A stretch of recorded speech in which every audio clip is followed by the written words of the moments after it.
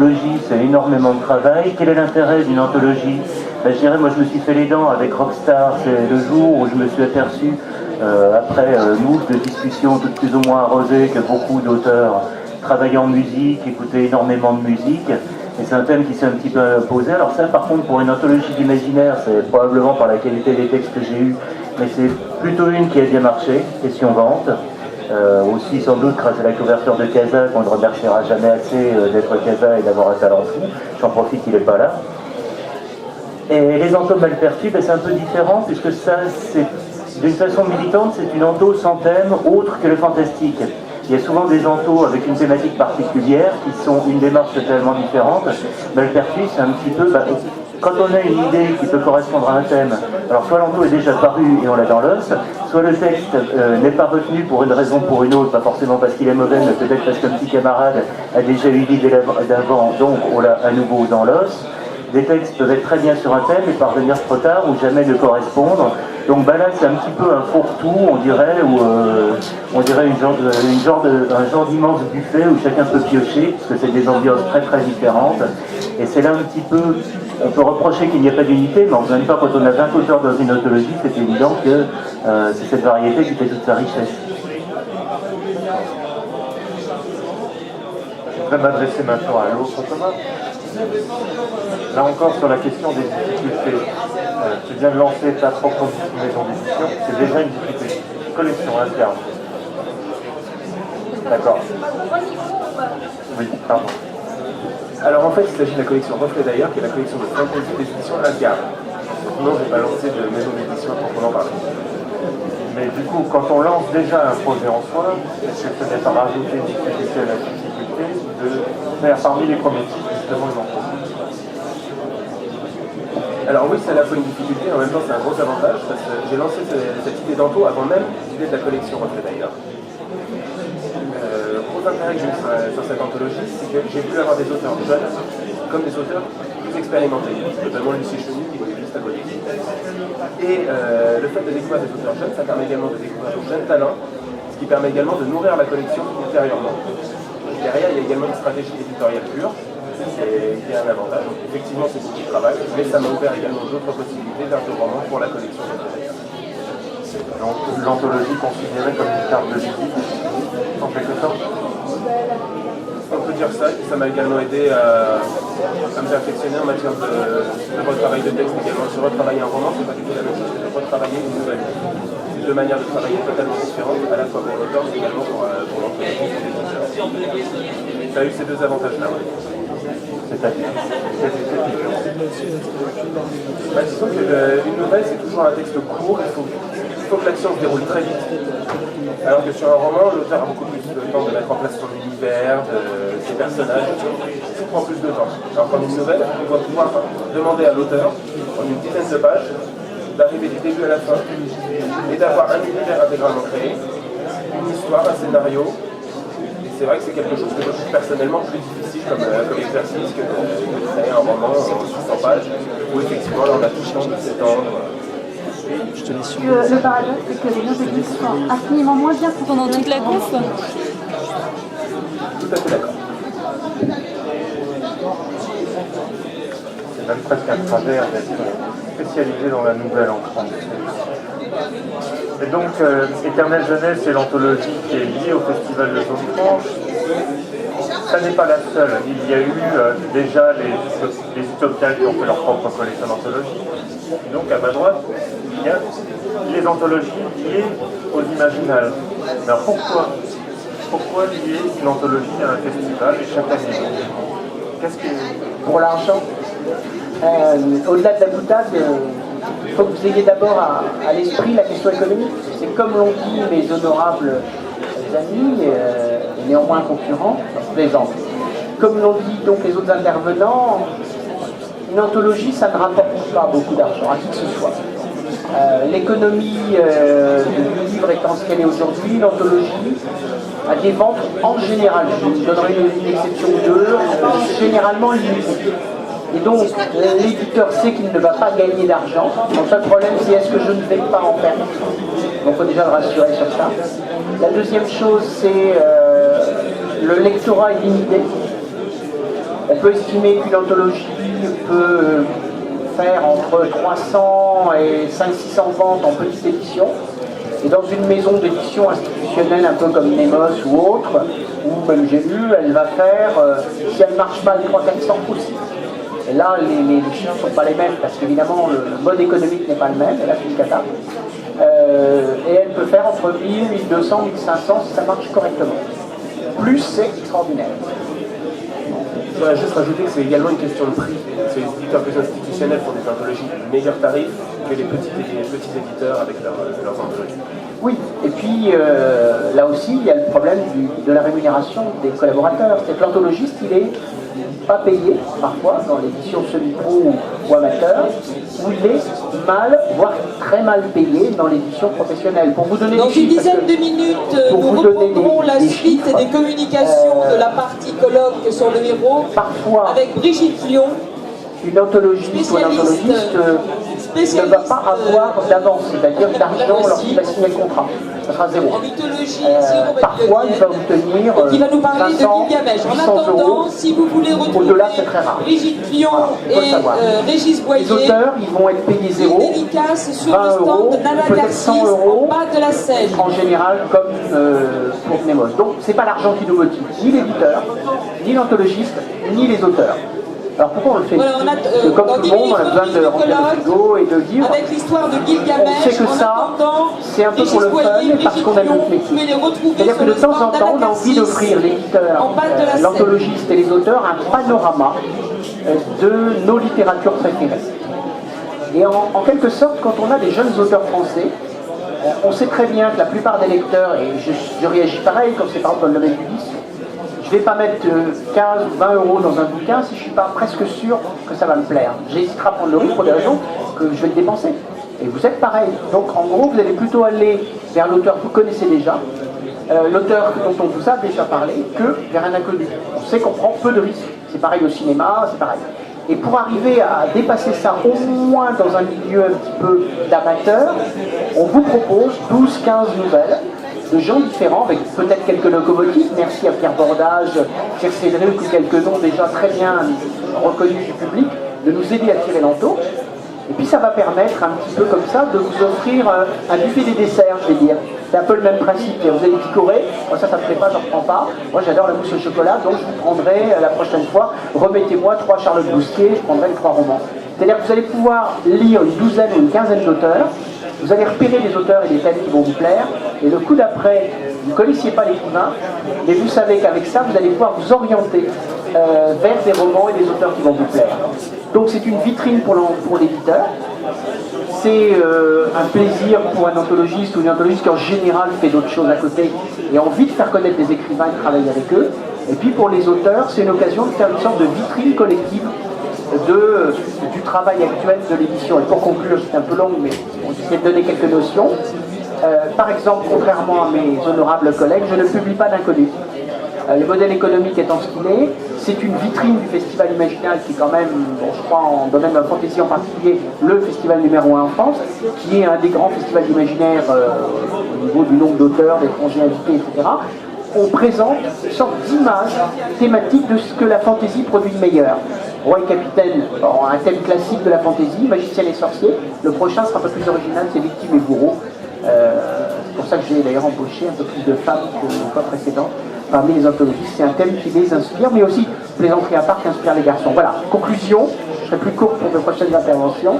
Je voulais quand même dire qu'une anthologie, c'est avant tout beaucoup de passion, et on espère vous donner envie à partir de là de picorer, et ensuite de trouver les romans et les auteurs qui vous plaisent.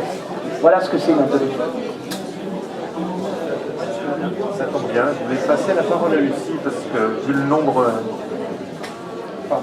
Je dirais, pour rebondir là-dessus, avant de laisser la parole à Lucie, justement c'est quelque chose aussi comme une anto malpertuis. Alors la Rockstar c'est un petit peu à part, existe justement parce que si nous par contre qui sommes un modèle, une sorte de fanzina amélioré, c'est-à-dire où on n'a pas vraiment ces questions de rentabilité de par notre façon de travailler, enfin je ne vais pas développer, si vous allez à notre stand on vous expliquera, justement on peut se permettre de publier des jeunes auteurs dont on s'aperçoit, dont parfois c'est la première publication. Et bon, bah donc au moins ils ont un tremplin pour avoir une première, voire une deuxième publication, ce qui peut mener à à eux de se faire un nom, à eux peut-être de passer au roman, etc. Mais en tout cas, c'est aussi, et personnellement je tenais beaucoup à ça, à ce que ça soit un point d'expression pour de jeunes auteurs, de nouveaux auteurs, de nouveaux talents, pas toujours les mêmes vieilles barbes dans mon style.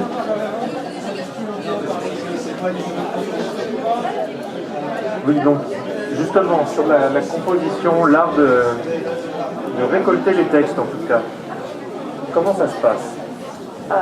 Comment fais-tu? Enfin, comment faites-vous d'ailleurs? Parce que la question se pose aussi pour tout le monde. Appel à texte, réseau? Alors pour mes anthologies, au cours du temps, ça a un petit peu varié. J'avais participé à plusieurs fanzines et webzines comme Orphique, Omir.com, Univers et Chimère. Et donc j'avais eu l'occasion de beaucoup travailler avec des appels à texte, de recevoir beaucoup de textes, certains sensationnels, d'autres moyens, difficiles à retravailler, d'autres carrément BD. Et en fait, mes premières anthologies papier, la première, ça a été Procréation, c'est un thème qui s'imposait à moi et il y avait des auteurs que je voulais, que je fantasmais sur ce thème-là et donc je leur ai demandé directement et je n'ai pas fait d'appel à texte. Je crois que je saturais un peu sur les appels à texte et que j'avais envie de travailler avec ces auteurs-là, j'avais envie de faire ce livre comme ça. Donc j'ai un peu continué sur cette voie, mais je n'ai pas cherché précisément des auteurs connus comme Stéphanie par exemple pour les anthologies imaginales. J'ai cherché des voix qui me parlaient, que je sentais résonner en adéquation avec le thème. Et aussi, j'ai cherché à mélanger science-fiction, fantastique, fantasy, voire un petit peu de polar, voire un peu de littérature noire ou blanche, color. Et ça a été d'ailleurs une grosse difficulté ensuite pour faire éditer mes anthologies aussi. Il s'agissait donc d'anthologies qui n'avaient pas d'éditeur prédéfini au préalable. La première, non. La première, je suis partie sans filet, j'ai tout fait à l'envers. Donc maintenant, il y a des gens qui viennent me voir et qui me disent tu as beaucoup d'expérience, dis-moi ce qu'il faut faire. Et je ne sais pas, parce qu'en fait, j'ai tout fait à l'envers. Donc je ne sais pas donner de conseils. J'ai aussi fait ces premières anthologies à une époque où il y avait moins d'anthologies qui se faisaient. Nestlé a arrêté les anthologies, l'Oxymore a lancé, donc voilà, il y avait moins d'anthologies.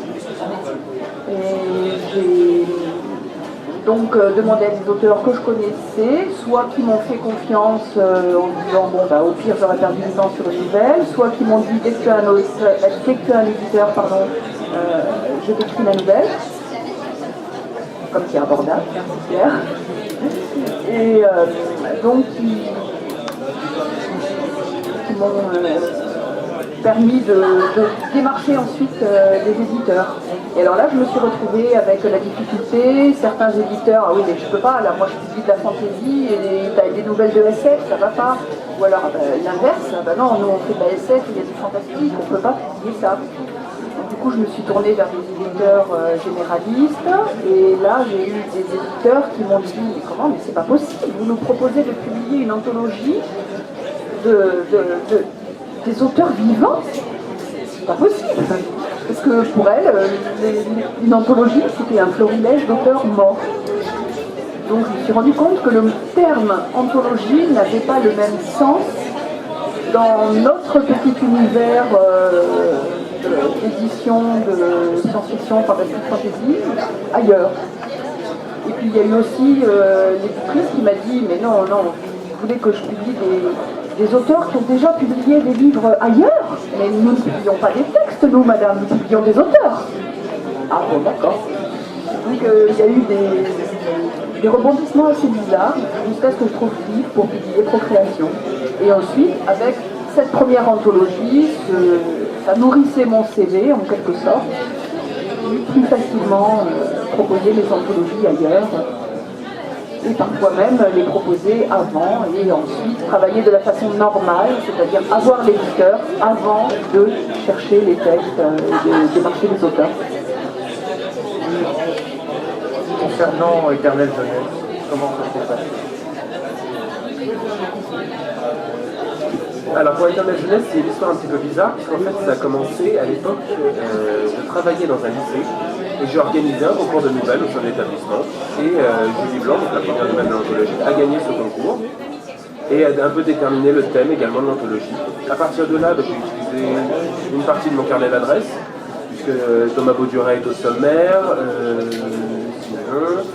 Vincent Mondiaux, que je connaissais par le biais de Rinard, ainsi qu'un certain nombre d'autres auteurs, Julien même par les anthologies imaginales, et d'autres auteurs comme Elodie Mest ou Peggy Van Petegem qu'on ne voit nulle part normalement, qui ont publié d'excellents textes au sein de cette anthologie. Donc j'ai axé sur deux points de vue différents. J'ai pas lancé d'appel à texte réel, mais il y a eu des nouvelles plumes et des auteurs que j'ai contactés parce que je savais que je voulais travailler avec eux également. Et voilà, j'en suis très content.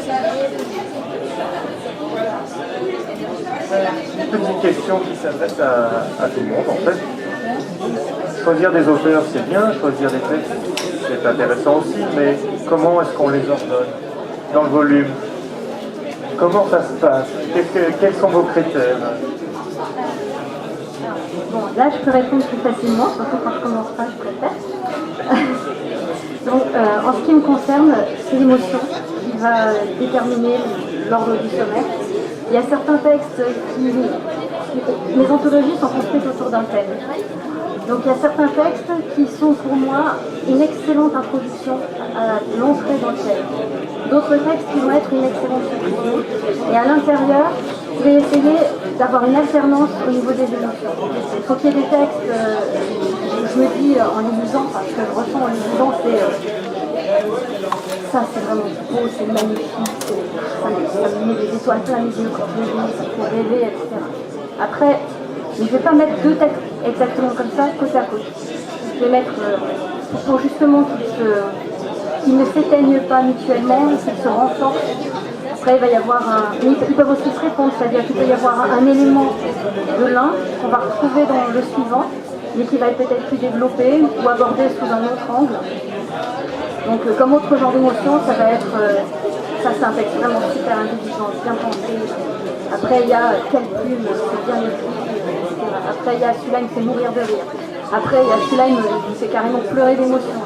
Donc, c'est tous ces sentiments-là, mais je ne veux pas qu'il y ait le groupe des textes drôles, le groupe des textes qui sont pleurés, le groupe des textes qui sont peut-être plus poétiques dans leur forme, etc. J'essaie de les faire alterner pour que lire l'anthologie, si on la prend dans l'ordre, ce soit un voyage avec des étapes logiques et pas de l'activité. Quand on a une anthologie qui n'est pas thématique, comme les Malperçus, comment est-ce qu'on se débrouille? On se débrouille en effet. Non, moi je dirais c'est un peu... c'est peut-être, j'utilise là, ça peut paraître bizarre, mais un peu mon expérience de musicien. C'est-à-dire qu'il faut qu'il y ait une intro qui fasse entrer dans l'anthologie en douceur, et des moments allegretto, des moments staccato, des moments plus doux, des accélérations subites. Sinon, je pense que Nathalie l'a extrêmement bien synthétisé. Il n'y a pas à dire, mais sinon, c'est quand même toujours un grand moment rock'n'roll de essayer d'ordonner un petit peu ces choses-là. C'est pas ce qu'il y a de plus facile. Par contre, juste un détail, on n'a pas défini ce qu'est une anthologie. Je ne sais pas si tout le monde voit bien. C'est vrai qu'on aurait dû commencer comme ça. Ouais, remarque, c'est vrai. Recueil de textes variés. Oui, par rapport au recueil de nouvelles, qui est souvent un auteur unique. Oui, mais sur le recueil des nouvelles aussi, même quand on a un thème, on essaye de varier, enfin de ne pas mettre côte à côte des textes construits pareils, en travaillant sur la même émotion, etc. Je regarde rapidement la table et je ne sais pas si c'est statistiquement fiable. Et où est donc la science-fiction? Il y en a de la science-fiction. Il y en a. D'accord. Ah ouais. Oui, ça peut me faire des essais, je sais bien. Mais je pose la question parce que même si c'est un marronnier, je constate quand même que... j'ai l'impression qu'il y en a, mais est-ce que c'est au cœur des préoccupations des anthologies? Je vais te répondre rapidement, si je peux. Moi, je fonctionne avec l'appel à texte ouvert. N'importe qui peut m'envoyer un texte. Il y a très peu d'auteurs de science-fiction qui daignent m'envoyer des textes. Voilà, c'est pas plus compliqué que ça. Alors que mes thèmes peuvent être expressés aussi en science-fiction. Le texte de Philippe Guillot, par exemple, dans mon anthologie, c'est un texte de science-fiction.